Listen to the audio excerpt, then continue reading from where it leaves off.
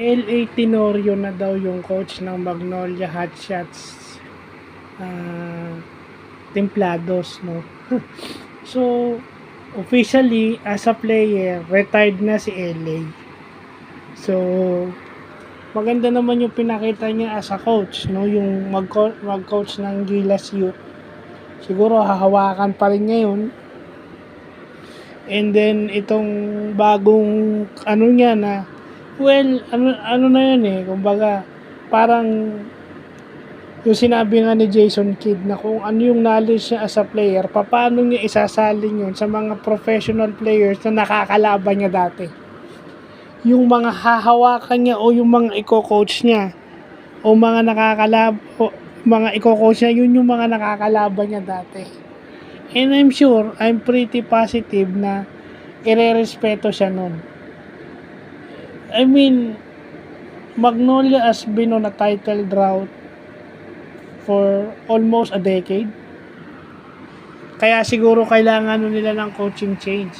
No, kasi ilang beses na rin nakakatanggap ng bash itong Magnolia eh. No, na sinasabi ng iba farm team.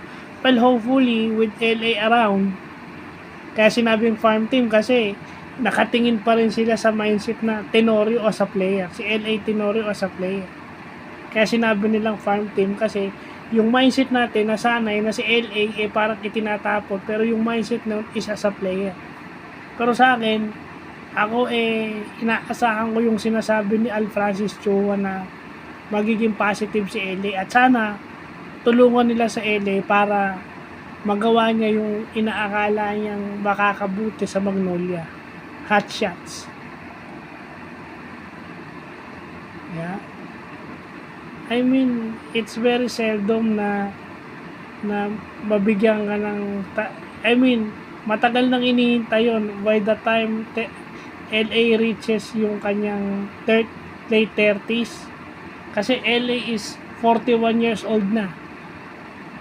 41 years old na siya, so siguro tama na yung paglalaro.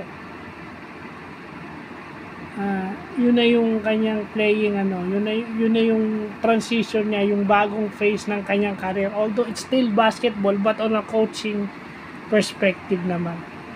Just like Jimmy Alapag have done, no, when he reaches his late 30s, alam niya na yung time niya as a player medyo patapos na. I mean, wishing LA all the best as a Magnolia Hotshots head coach. Sana ma-turn around niya yung reputasyon ng Hotshots na Intro Boys kasi hindi maganda yun. So, yun lang po.